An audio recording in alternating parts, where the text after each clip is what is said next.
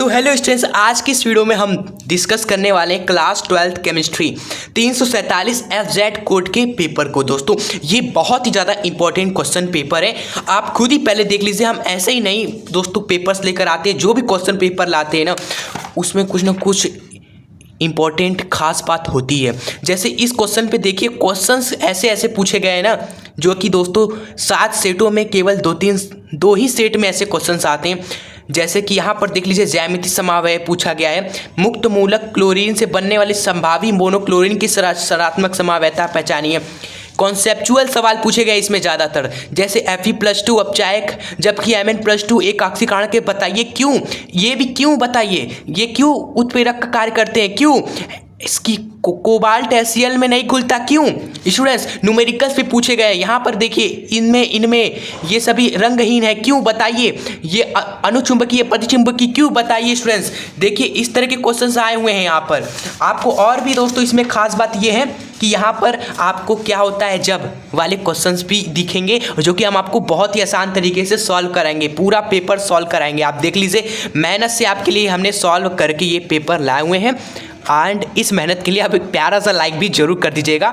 And और भी देखिए यहाँ पर IPC नामकरण के लिए पूछा गया है।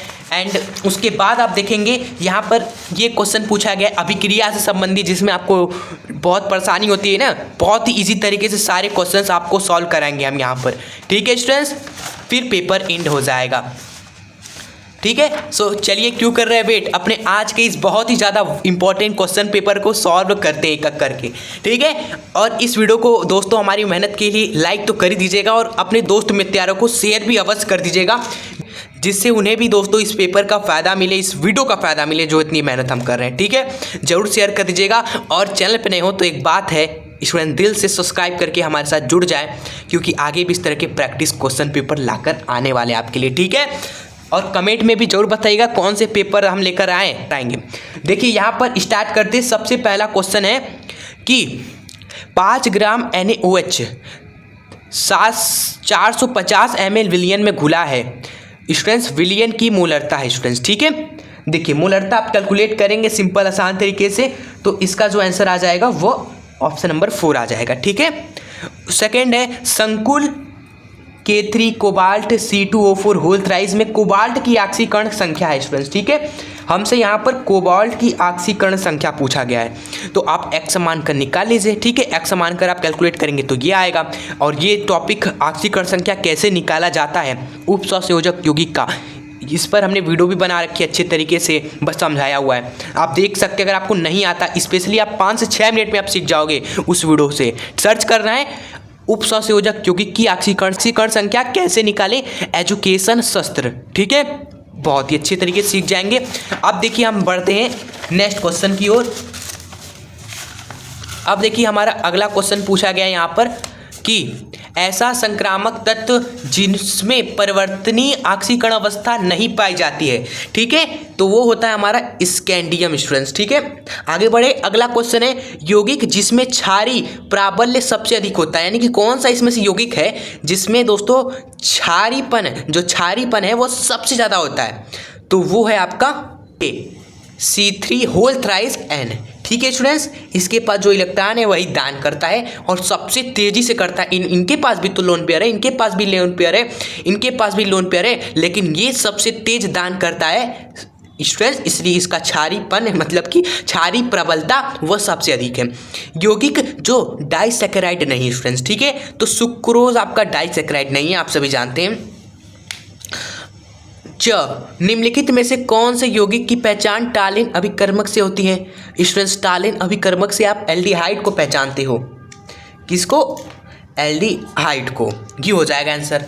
ठीक है, सो अब देखिए हमारे ऑब्जेक्टिव क्वेश्चन फिनिश हो गए, हम आते हैं अब थ्योरी वाले क्वेश्चन पे।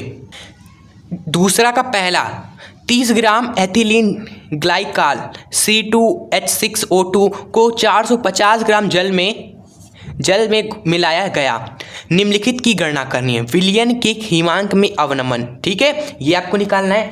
एंड सेकेंड चीज में पूछा गया है आप विलियन का हिमांक निकालिए स्टूडेंट्स। ठीक है, 2 चीज़ निकालनी है भाई, 2 नंबर के हैं, दोनों के लिए एक नंबर आपको मिलेगा। आइए इसको निकालवाते हैं आपके साथ मिलकर। सबसे फर्स्ट चीज़ हमें दोस्तों दिया है 30 ग्राम एथिलीन ग्लाइकोल है, ठीक है। C2H6O2 की मात्रा कितनी है स्टूडेंट्स? आप कहेंगे 30 ग्राम है सर। हाँ चलिए, जल की मात्रा कितनी है? जल की मात्रा कितनी है स्टूडेंट्स? 450 ग्राम है। आप कहेंगे ठीक है सर। हाँ, अब स्टूडेंट्स यहाँ पर आप निकालिए C2H6O2 की मोल अंश, ठीक है। हम निकालेंगे आप मोल अंश C2H6O2 का, ठीक है। ये कैसे निकल कर आता है? जिसका मोल अंश निकाल रहे हो उसकी मोलों की संख्या आप रखेंगे यहाँ पर, ठीक है। फिर बटे में कुल मोलों की संख्या, यानी इसकी भी प्लस में जल की भी कुल मोलों की संख्या। क्लियर? इस तरीके से आएगा ना मोल अंश। तो इसको कैलकुलेट जरा करिए हमारे साथ। तो ये चीज़ हमारा बराबर हो जाएगा स्मॉल एन, मतलब कि इसकी मोलों की संख्या किसके बराबर होगी? इसका दिया गया भार बटे में इसका दोस्तों इसका अणु भार। क्लियर? तो अणु भार हमें निकालना पड़ता है। तो अणु भार हम कैसे निकालेंगे? अणु भार देखिए, पहले कार्बन 2 बार है तो 12 दूनी 24, प्लस में हाइड्रोजन 6 बार है तो 6 हो गया इसका, और ऑक्सीजन 2 बार यानी कि 16 दूनी 32, ठीक है। सबका जोड़ देंगे तो ये हो जाएगा हमारा 30 और 32 हो गया 62। तो 30 बटे में यहाँ पर 62 हो गया। फिर यहाँ पर 30 बटे में 62 लिखेंगे, फिर प्लस में जल की मोलों की संख्या लिखते हैं। जल का दिया गया भार इतना है, बटे में जल का दोस्तों अणु भार होता है 18, वो रख देना है, ठीक है। अब इसको आगे सॉल्व करिए आप सभी। देखिए क्या बनता है हमारा मोल अंश जो आएगा हमारा, वो आ जाएगा ये लगभग दोस्तों 1/13 आ जाएगा लगभग स्टूडेंट्स, ठीक है। आइए उसके बाद हमें निकालना था सबसे पहला स्टूडेंट्स विलयन के हिमांक में अवनमन डेल्टा TF हमें निकालना था, और इसका फॉर्मूला होता है KF मल्टीप्लाई में मोल अंश, जो हम निकाले ना यहाँ पर उसी का मल्टीप्लाई करना होता है KF में। और जल के लिए दोस्तों KF का मान होता है 1.86। ये आप सभी याद कर लीजिए, कभी कभी क्वेश्चन में नहीं दिया होता तो ये हमें याद कर लेना है। जल के लिए KF का मान कितना होता है? 1.86, ठीक है। तो पहला निकाल लेते हैं, हिमांक में अवनमन डेल्टा TF बराबर हो जाएगा KF मल्टीप्लाई में मोल अंश, ठीक है। आइए KF है 1.86 और ये है 1/13। इसको सॉल्व करेंगे भाई, 13 एकम 13 दूनी 26, 0.2 अंक बाद आप यहाँ पर लगा दीजिए पॉइंट। तो दोस्तों इतना केल्विन हमारा आएगा हिमांक में अवनमन पहला। सेकेंड में पूछा था हमें विलयन का हिमांक, हमसे पूछा था विलयन का हिमांक हमसे पूछा गया था। तो विलयन का हिमांक कैसे आ जाएगा स्टूडेंट्स? देखिए अच्छे तरीके से देखिएगा, आप सभी जानते हो ना हिमांक घट जाता है हमारा, जब भी हम इसको मिलाएंगे जल में तो हिमांक अवनमन हो जाता है, मतलब हिमांक घट जाता है। कितना घटता है दोस्तों? यही वैल्यू हमने निकाली ना, कितना घटता है? डेल्टा TF 0.12, इतना ही घट जाता है स्टूडेंट्स, ये हमने निकाल लिया। तो जो हमारा हिमांक आएगा विलयन का स्टूडेंट्स वो कितना हो जाएगा? 273 में से आप इतना घटा दीजिए, ठीक है। तो क्या बन जाएगा हमारा? 272.88 केल्विन स्टूडेंट्स, ये आपका आंसर हो जाएगा स्टूडेंट्स, ठीक है। क्लियर? हिमांक में कितनी कमी हुई वो हमने निकाल लिया। फिर विलयन का हिमांक कैसे निकालेंगे भाई? इतना में से इतना घटा दो तो ये आपका रिजल्ट आ गया, ठीक है। आई होप आप समझ गए होंगे अच्छे तरीके से। पहला ही क्वेश्चन धुआंधार था। आगे आप आगे बढ़ जाते हैं। सेकंड है कि निम्न पदों को परिभाषित कीजिए। मोल अंश क्या है, मोललता क्या है, ठीक है। तो ये देखिए आसान तरीके से हमने यहाँ पर परिभाषाएं लिख दी दोनों की, आप स्क्रीनशॉट ले लें। मोल अंश क्या होता है वो हमने अभी निकाला भी, आपको बताया भी। मोललता सिंपली क्या होती है? 1000 ग्राम विलायक में घुले विलेय पदार्थ की मोलों की संख्या को बोलते हैं, ठीक है स्टूडेंट्स। चलिए अब हम आते हैं ग नंबर पे। पूछा गया है लेंथेनाइट अंकुचन क्या है? लेंथेनाइट अंकुचन के प्रभाव की विवेचना कीजिए। तो ये देखिए लेंथेनाइट अंकुचन को हमने यहाँ पर लिख दिया है 2-4 लाइनों में, बहुत ही आसान है, पढ़िएगा जरूर इसको, ठीक है। रिवीजन हो जाएगा आपका अच्छा तरीके से टॉपिक जो कि 2 नंबर का पूछा गया था। चौथा है कि इसकी ज्यामिति समावयव की हमें संरचना बनानी है, ठीक है स्टूडेंट्स। इसको ध्यान से देखिएगा, इसकी ज्यामिति समावयता हमें बनाना है स्टूडेंट्स, ठीक है। देखिए हमारा Fe है हमारा सबसे पहला, सबसे पहला Fe को हम बीच में रखते हैं। हमारे पास Cn हमारे पास कितने हैं, Cn हमारे पास दोस्तों 4 है, NH3 हमारे पास 2 है। तो दोस्तों पहला काम करते हैं, NH3 को ऊपर नीचे NH3 जोड़ देते हैं, ठीक है। बाकी जो संरचना में ऐसे 4 जुड़ते हैं ना, 4 हमारा Cn है, इसको जोड़ देते हैं, ठीक है। तो पहला दोस्तों स्ट्रक्चर ये होगा। दूसरा स्ट्रक्चर क्या बना सकते हो, दूसरा स्ट्रक्चर बना सकते हो कि अब की बारी NH3 NH3 को सामने सामने नहीं बल्कि पास पास रखते हैं। देखिए इस तरीके से, ये देखिए कैसे हम कह रहे हैं, यहाँ पर NH3 था, एक दूसरा को हम इसके सामने नहीं बल्कि इसी के पास रख देते हैं। बाकी जो CN4 है उसको जोड़ देते हैं स्टूडेंट्स, ठीक है। तो ये दोस्तों दो ही हमारे स्ट्रक्चर बनेंगे, 2 ही ज्यामितीय समावैधता इसकी होगी। और इनका नाम भी होता है, आप चाहे तो नाम लिख सकते हो, ये होता है आपका विपक्षी, क्योंकि दोनों NH3 विपरीत हैं, एक दूसरे के विपक्ष में, विपक्षी ज्यामितीय समावैधता इसको बोलते हैं। और देखो दोनों साथ साथ है, एक दूसरे के साथ साथ है, इसलिए इसको बोलते हैं समपक्षी ज्यामितीय समावैधता। देख रहे हो ना, हमने आपको विपक्षी समपक्षी भी समझा दिया यहाँ पर, और ये 2 स्ट्रक्चर भी आपको बनवा दिए जो बनते हैं आपके, ठीक है। जब भी एग्जाम में आए ज्यामितीय समावैधता बनाइए तो आप एक कोशिश करिएगा कि सामने सामने बना दो, एक कोशिश करिएगा कि पास पास बना दो, बस ऐसा ही होता है सॉल्व क्वेश्चन। क्लियर। तो 2 नंबर आपको यहाँ पर मिल गए भाई। अब तीसरा है कि इस कंपाउंड के मुक्त मूलन क्लोरीन से बनने वाले सभी संभावी मोनोक्लोरीन संरचनात्मक समवैधता को पहचानिए, ठीक है। हमें क्या करना है, इस कंपाउंड का मुक्त मूलक लेना है, उसकी अभिक्रिया करानी है क्लोरीन से स्टूडेंट्स। फिर जो हमारा मोनोक्लोरीन बनेगा, संभावी जो बन सकता है, उनकी बस हमें संरचना बनानी है, बस स्टूडेंट्स बनाकर दिखा देना है। तो देखिए हम आपको बनाकर दिखा देते हैं। मुक्त मूलक देखो नहीं पता होगा तो चीज़ें बहुत ही आपको कंफ्यूजिंग लगेंगी, लेकिन हम आपको समझा देते हैं हम किस लिए यहाँ पर आए हुए स्टूडेंट्स, समझाने के लिए ना।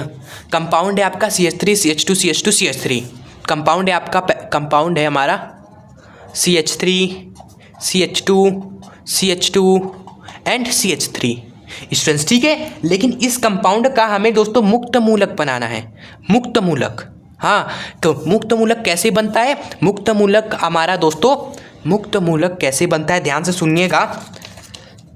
मुक्त मूलक कैसे बनता है,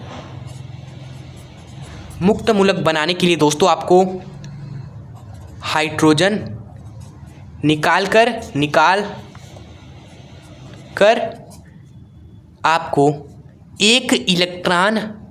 एक सिंगल इलेक्ट्रॉन को कार्बन पर रख देना है, ठीक है। इसको डिनोट करते हैं C के ऊपर डॉट से स्टूडेंट्स, ठीक है। कार्बन से हाइड्रोजन को निकालकर वहां पर एक डॉट लगा देना है, तो बन गया आपका मुक्त मूलक, ठीक है। इस तरीके से होता है।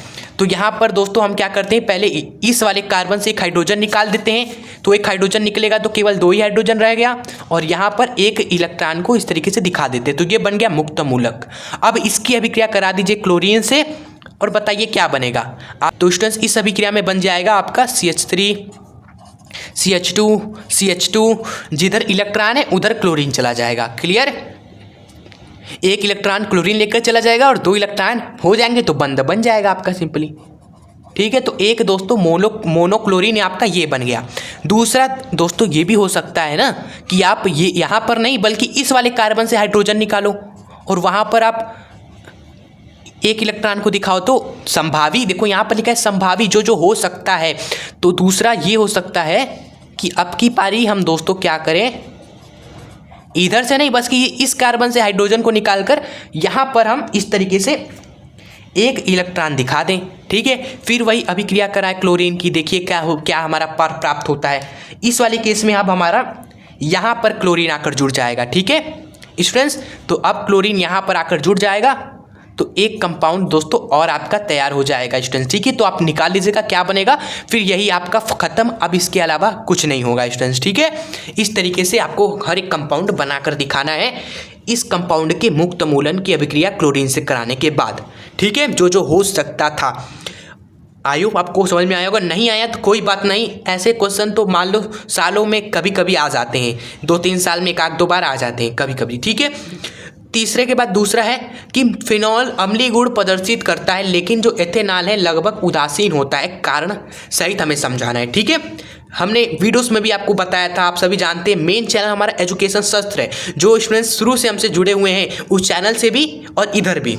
तो आपको याद है हमने जब क्लास 12 केमिस्ट्री का पार्ट नंबर 2 स्टार्ट किया था, उसमें फिनाल में हमने आपको एक चीज़ बताया था कि यह अम्लीय गुण दिखाता है। और क्यों दिखाता है अम्लीय गुण? क्योंकि दोस्तों जो फिनॉल हमारा होता है ये हाइड्रोजन को निकाल सकता है लेकिन OH को नहीं निकाल सकता है। OH हमारा इसके साथ बहुत ही स्ट्रांगली बंध बनाया रहता है, ठीक है, इसलिए OH नहीं निकल सकता। मतलब कि क्षारीय गुण ये दिखाई नहीं सकता। हाइड्रोजन निकाल सकता है, हाँ निकाल सकता है, क्योंकि हाइड्रोजन तो ऑक्सीजन से जुड़ा हुआ है ना, हाइड्रोजन ऑक्सीजन से जुड़ा हुआ है, ये निकल सकता है। हाइड्रोजन निकलने का मतलब है अम्लीय गुण। अम्लीय गुण जो हाइड्रोजन को त्याग कर सकता है वो अम्ल ही कहलाता है स्टूडेंट्स, इसलिए फिनाल अम्लीय गुण दिखाता है, ठीक है। लेकिन एथेनॉल जो है दोस्तों यह हाइड्रोजन का त्याग नहीं कर सकता है स्टूडेंट्स, ठीक है। अगर आप ज़बरदस्ती से त्याग भी करवा दोगे ना तो स्थायी होगा ही नहीं वो कंपाउंड। आपको कि सर ज़बरदस्ती हम हाइड्रोजन को निकालेंगे, ज़बरदस्ती हम निकालेंगे, जिस तरह आप निकाले हो ना हम भी निकालेंगे। ये निकल रहा है तो जो दोस्तों आयन बन रहा है निकालने के बाद आप देखिए ये आयन बहुत ही ज़्यादा स्थायी है, अनुनाद के कारण इस बेंजीन के साथ अनुनाद करता है ना, इसलिए स्थायी है ये। लेकिन यहाँ पर अगर आप ज़बरदस्ती हाइड्रोजन निकालोगे एथेनॉल में से, भाई एथेनॉल CH3CH2OH होता है ना, यहाँ से हाइड्रोजन ज़बरदस्ती निकालोगे तो जो आयन बनेगा वह स्थायी नहीं होगा। इसलिए दोस्तों यह अम्लीय गुण नहीं दिखाता है या लगभग यह उदासीन होता है। इस तरीके से ये हमने अच्छे तरीके से आंसर लिख दिया है, स्क्रीनशॉट ले ले, जो बताया वही लिखा है, ठीक है। आगे बढ़े। अब देखिए समझाने के बाद अब हम बढ़ जाते हैं नेक्स्ट पेज पर। अब हमसे यहाँ अगले पेज में देखिए पूछा गया कि एसीटल्डिहाइड तथा एसीटोन इनमें हमें विभेद करना है, मतलब थोड़ा थोड़ा अंतर बताना है क्या कि इनमें क्या फ़र्क है, ठीक है। तो देखिए आप सभी जानते हो जो एसीटल्डिहाइड है वो क्या है, हमारा एक एल्डिहाइड है ना, यह एल्डिहाइड है, इसका सूत्र ये होता है। एसीटोन हमारा एक कीटोन है, इसका सूत्र ये होता है। 1 नंबर आपको मिल गया यहाँ पर इसका। उसके बाद सेकेंड में हमसे पूछा गया था कि एसिटोफिनोन और बेंजोफिनोन में विभेद करिए आप जरा। तो इसमें भी दोस्तों उसी तरह आप लाइनें अलग अलग विभेद कर देना कि एसिटोफिनोन कीटोन है, ये भी कीटोन है, लेकिन इसका सूत्र ये है, इसका सूत्र ये होता है। हो गया, आगे बढ़े। चलिए आई होप आप समझ रहे होंगे। उसके बाद घ नंबर 2 को न्यूक्लियोसाइड और न्यूक्लियोटाइड में क्या अंतर है ये समझाइए। तो दोस्तों ये आपका होमवर्क हो गया, समझ लीजिए, ये क्वेश्चन आप करके आइएगा। उसके बाद है ये क्वेश्चन। दोस्तों ये सब आसान क्वेश्चन आपको होमवर्क हम दे देते हैं और आप सभी को कुछ नहीं करना है। ये विलयन क्या है, सांद्रता कितने प्रकार से व्यक्त करते हैं भाई, मोलरता, मोललता, मोल अंश, ठीक है। नॉर्मलता के रूप में हम सांद्रता को व्यक्त करते हैं। वैगुत अपघट्ट के विलयन की चालकता स्टूडेंट्स और मोलर चालकता को परिभाषित दीजिए स्टूडेंट्स, परिभाषा देना है, ठीक है। तो ये सब हमने अच्छे तरीके से समझाया, इन सभी पर वीडियो बना दिए हैं। आप सर्च करेंगे मोलर चालकता एजुकेशन शास्त्र, तो उस वीडियो में दोस्तों हमने मोलर चालकता को भी समझाया है, चालकता को भी उसमें बताया अच्छे तरीके से। तो आप उस वीडियो से ये भी आपका होमवर्क हो जाएगा, कर लीजिएगा इसको। बाकी ये आसानी है स्टूडेंट्स, ठीक है। आगे देखेंगे तो एक न्यूमेरिकल है कि प्रथम कोटि की अभिक्रिया क्या समझते हैं, इस पर भी वीडियो बना दी है स्टूडेंट्स। आइए हम आते हैं न्यूमेरिकल जो इसमें पूछा गया है वो सॉल्व करते हैं, ठीक है। न्यूमेरिकल पार्ट में कि एक प्रथम कोटि की अभिक्रिया के लिए प्रारंभिक सांद्रता 0.6 मोल पर लीटर से 0.4 मोल पर लीटर होने में 5 मिनट का समय लगता है। प्रारंभिक सांद्रता को 0.3 मोल पर लीटर होने में कितना समय लगेगा, ठीक है। आइए अच्छे से समझते हैं और इसको सॉल्व करते हैं। कुछ हार्ड नहीं है, आसानी है। इसमें कहा गया है कि एक प्रथम कोटि की अभिक्रिया है। कौन सी अभिक्रिया है? जिसमें क्या होता है, जिसमें दोस्तों सांद्रता आपकी क्या हो, प्रारंभिक सांद्रता। इस प्रारंभिक सांद्रता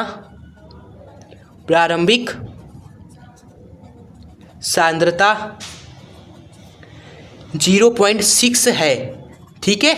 और यह 0.6 है स्टूडेंट्स, 0.6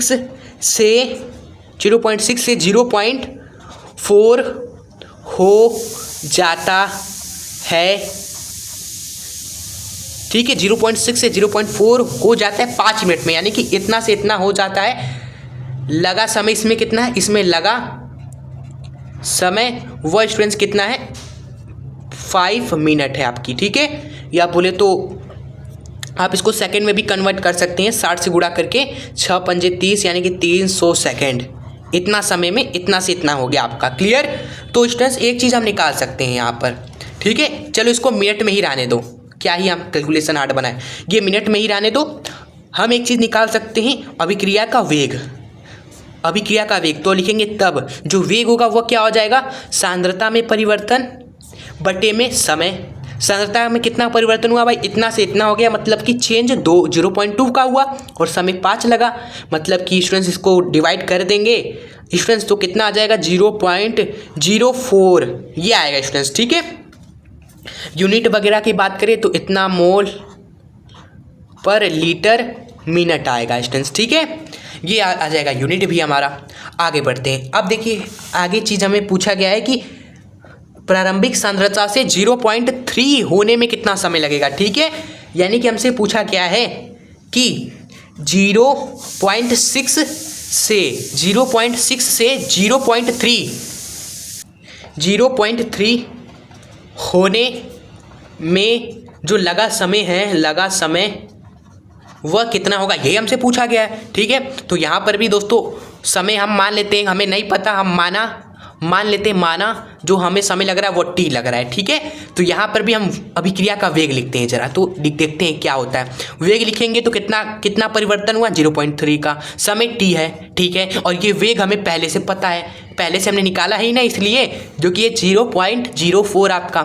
फिर यहाँ से दोस्तों t बराबर हो जाएगा 0.3 बटे में ये आ जाएगा 0.04 और इसको सॉल्व करेंगे तो आपका आंसर आ जाएगा लगभग 7.5 आपका, ठीक है। इतना मिनट आपका लगेगा स्टूडेंट्स, ठीक है। क्योंकि देखो शुरुआत में समय हमने मिनट लिया था तो आंसर में भी मिनट वाला ही आएगा चीज़। अगर आप सेकंड में लेते तो अब भी आंसर आएगा, लेकिन सेकंड में आएगा स्टूडेंट्स।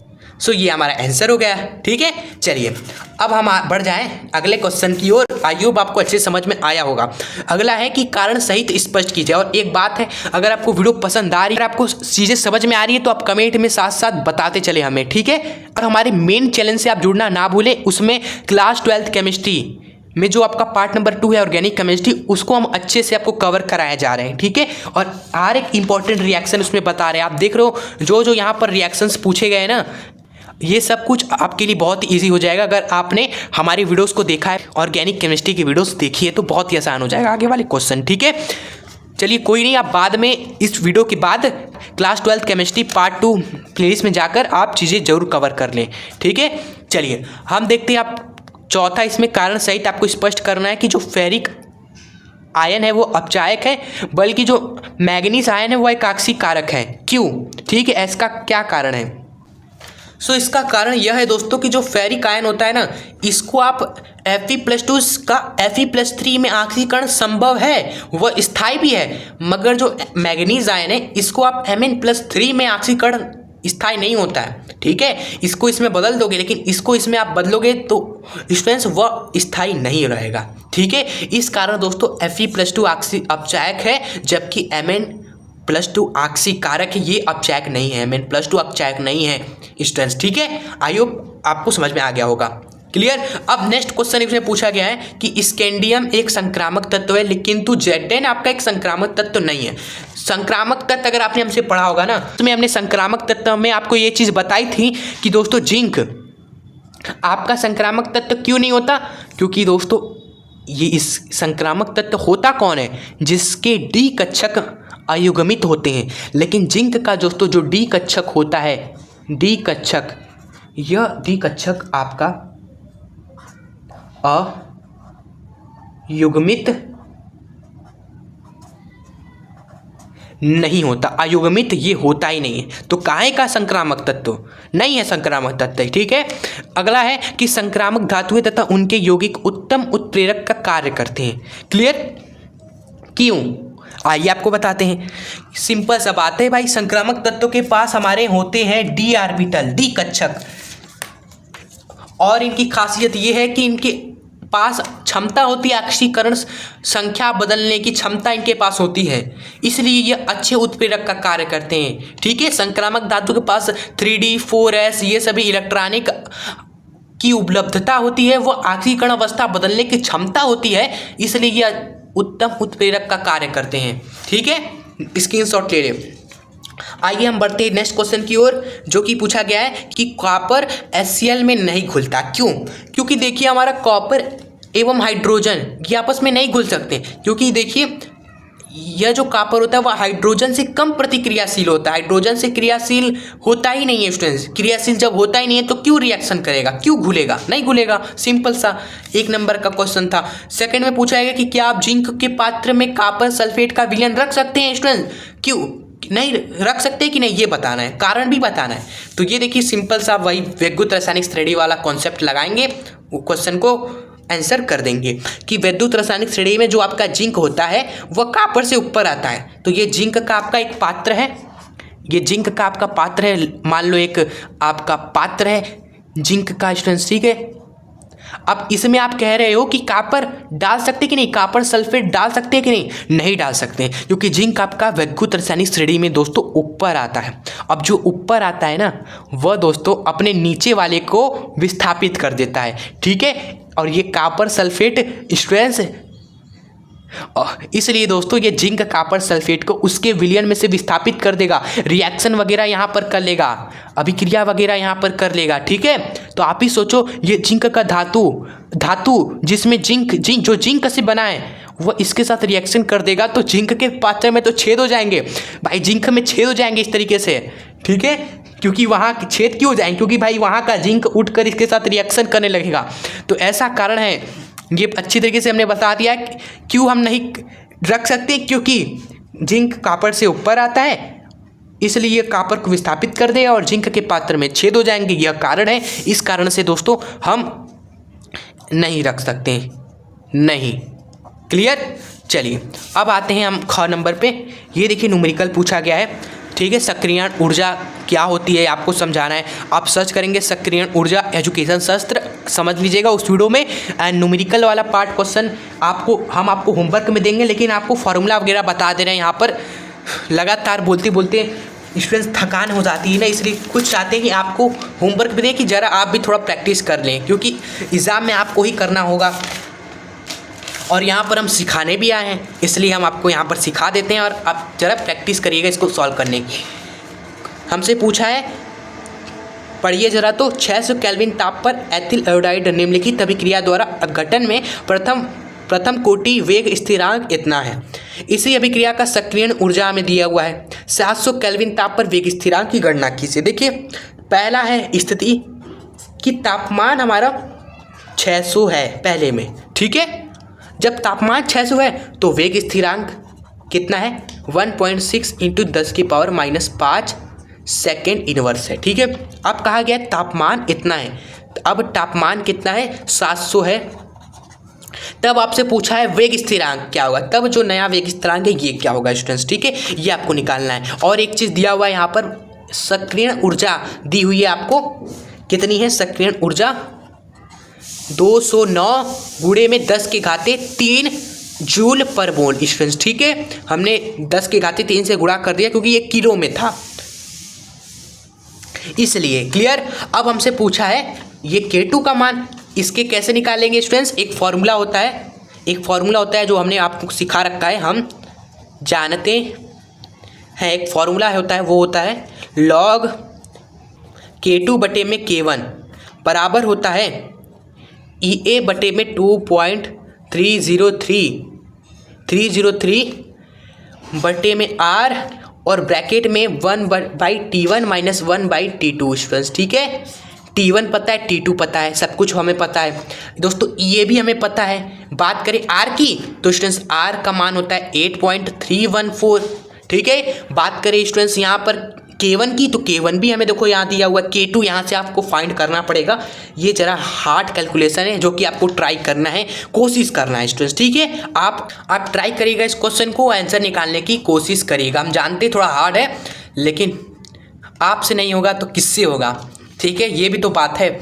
चलिए आगे बढ़े, हम नेक्स्ट क्वेश्चन की ओर आते हैं। अगला क्वेश्चन है इसमें ये वाला कि ये जो है विलयन हरा है, किंतु ये जो विलयन है वह रंगहीन है, ऐसा क्यों स्टूडेंट्स? इसका कारण एक ही होता है, जो विलयन रंगहीन होता है उसमें दोस्तों सारे के सारे इलेक्ट्रॉन आपके युग्मित होते हैं। सारे के सारे इलेक्ट्रॉन युग्मित होते हैं, इसलिए दोस्तों वह विलयन रंगहीन होता है। लेकिन इसमें सारे इलेक्ट्रॉन, लेकिन इसमें क्या होते हैं, कुछ इलेक्ट्रॉन दोस्तों अयुग्मित होते हैं, अयुग्मित होते हैं, इसलिए यह रंगहीन, ये रंगीन विलयन बनता है और हरा रंग दिखाता है, ठीक है। लेकिन इसमें कोई इलेक्ट्रॉन अयुग्मित है नहीं, सारे के सारे युग्मित है, इसलिए यह रंगहीन है। ये कारण है मेन इसका, ठीक है। अगला क्वेश्चन था कि इस वाले विलयन, ये वाला जो कंपाउंड है ये अनुचुंबकीय है, और लेकिन ये वाला जो कंपाउंड है वह प्रतिचुंबकीय। इसमें भी वही कॉन्सेप्ट है स्टूडेंट्स, जो कंपाउंड अनुचुंबकीय होता है उसमें दोस्तों इलेक्ट्रॉन अयुग्मित होते हैं, उनमें इलेक्ट्रॉन अयुग्मित होते हैं। जो कंपाउंड प्रतिचुंबकीय होता है उसमें दोस्तों एक भी इलेक्ट्रॉन अयुग्मित नहीं होते, यानी कि सारे के सारे इलेक्ट्रॉन युग्मित होते, वही बात हुई। सारे के सारे इलेक्ट्रॉन का पेयर होता है, इसमें कुछ इलेक्ट्रॉन अकेले होते हैं, इसलिए यह अनुचुंबकीय होता है। इसमें सारे बंधित होते हैं, युग्मित होते हैं, इसलिए यह प्रतिचुंबकीय है स्टूडेंट्स, ठीक है। ये है कॉन्सेप्ट, इसी पे लिखना है, 2 नंबर मिलेंगे, ठीक है। ये क्वेश्चन आपका होमवर्क हो गया, फ्रक्टोज की संरचना ये सब कर लीजिएगा आप सभी, ठीक है। आइए हम बढ़ते हैं आगे के क्वेश्चंस की ओर। इसमें देखिए क्या होता है, जब रासायनिक समीकरण बस आपको देना है। पहला पूछा गया है स्टूडेंट्स, इसमें फर्स्ट क्वेश्चन फर्स्ट है इसमें कि एथिल ब्रोमाइड को सोडियम एथॉक्साइड से अभिक्रिया कराते हैं। एथिल ब्रोमाइड मतलब कि 2 कार्बन होंगे और उसके साथ ब्रोमीन जुड़ा होगा, ठीक है। तो ये 2 कार्बन वाले कंपाउंड ऐसा होगा, यहाँ पर CH3 हो गया, यहाँ पर CH2 हो गया, यहाँ पर ये हमने Br जोड़ दिया, तो ये एथिल ब्रोमाइड हो गया हमारा। इसके भी हम अभी क्या कराना है, सोडियम एथॉक्साइड। तो ये सोडियम एथॉक्साइड मतलब कि ऑक्सीजन है यहाँ पर, और एथा मतलब एथेन भी जुड़ा हुआ है, C2H5 ही हमारा यहाँ पर जुड़ा हुआ है, क्लियर। तो ये सोडियम एथॉक्साइड हो गया। अब रिएक्शन जो दोस्तों हो जाएगा, विलियमसन संश्लेषण आप सभी जानते हो कैसा होता है अभिक्रिया।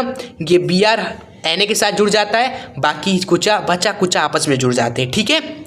Br Na के साथ जुड़ कर Na Br बना दिया, और बचा क्या हमारा, ये CH3 बचा हमारा, फिर ये CH2, फिर ये ऑक्सीजन C2O5, तो ऑक्सीजन C2H5 सॉरी। तो ये आप बच्चे कुछ आपस में जुड़ गए, बाकी ये हमें पता ही है ये अलग होगा तो इसके साथ जुड़ जाएगा, ठीक है। इस तरीके से अभी क्या हो जाएगी। सेकंड है हमारा, सेकंड रिएक्शन है क्लोरोबेंजीन नाइट्रिक अम्ल से क्रिया करता है स्टूडेंट्स। क्या है, क्लोरोबेंजीन है हमारा, ये हमने बना दिया क्लोरोबेंजीन, जो कि रिएक्शन कर रहा है नाइट्रिक अम्ल से। तो नाइट्रिक अम्ल होता है HNO3, तो इससे जब रिएक्शन करेगा तो क्या बनेगा स्टूडेंट्स, आप सभी जानते हो, हमने पढ़ा रखा है नाइट्रिक अम्ल से अभी क्या कराएगा। तो दोस्तों ये अपना क्या निकालेगा, अपने अंदर से NO2 निकालेगा, और NO2 दोस्तों या तो यहाँ जुड़ेगा या तो यहाँ जुड़ेगा, तो 2 कंपाउंड बनेंगे। एक कंपाउंड तो ये बन जाएगा, ठीक है, दूसरा कंपाउंड बन जाएगा ये, ध्यान दीजिएगा, दूसरा कंपाउंड ये हो सकता है, ठीक है स्टूडेंट्स। और जो मुख्य उत्पाद होता है, मेजर जो होता है वो ये वाला होता है। ये सब हमने बता रखा है, सब एक्सप्लेन हमने कर रखा है, इस कारण वगैरह सब बता रखे हैं, जो कि आपको क्लास 12 केमिस्ट्री पार्ट 2 2025 वाले प्लेलिस्ट में आपको मिल जाएगा। मेन चैनल पर आपको जाना है, एजुकेशन शास्त्र।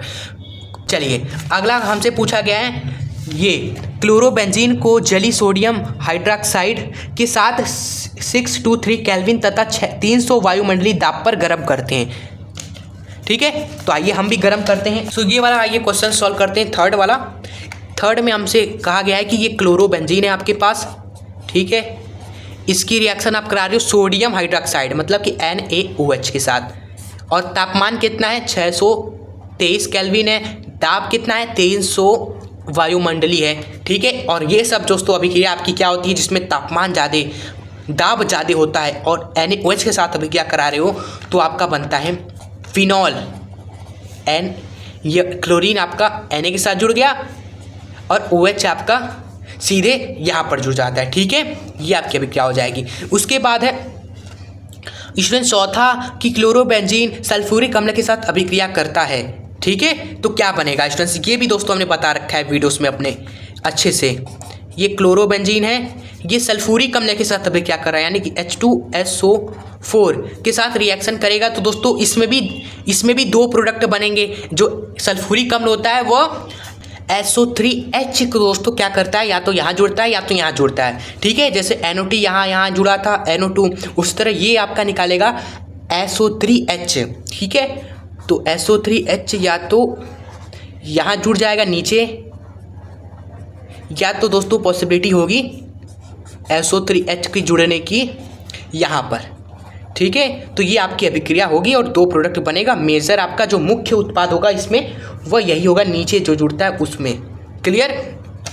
उसके बाद पांचवा है कि एथिल क्लोराइड जली QH के साथ गर्म करते हैं। स्टूडेंट देखो जली है, ये हमने बताया आपको अच्छी तरीके से, देखो जो बताया सब वही आया। आप क्या ही चाहते हो, आप सभी जो हमने बता रखे वही रिएक्शन आए हुए हैं।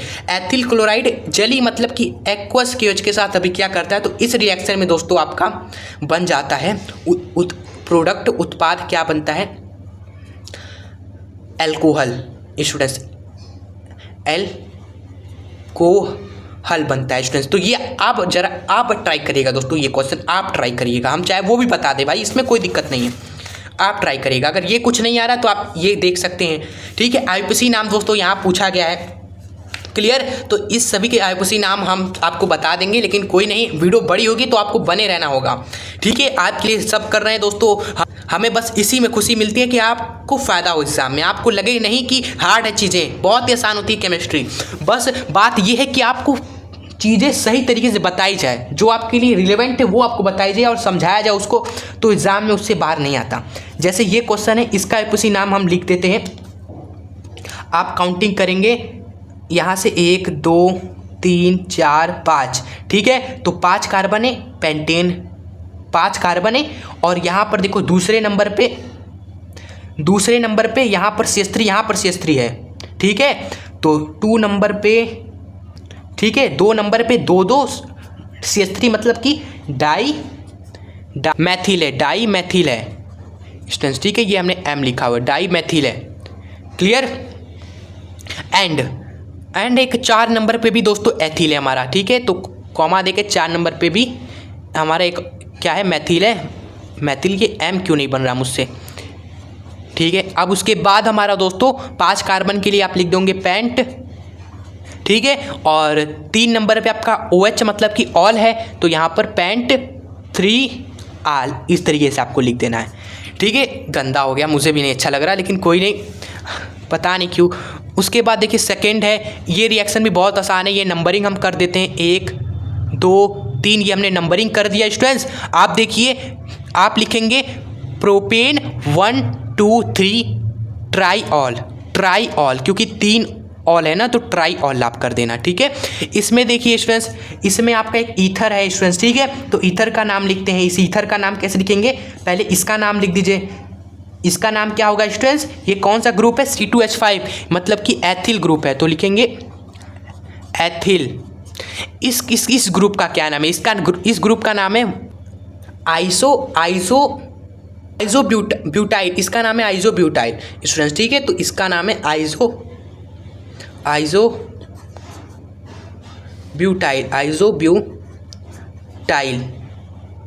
ठीक है। तो एथिल आइसोब्यूटाइल, फिर लास्ट में ईथर आपको चिपका देना होता है।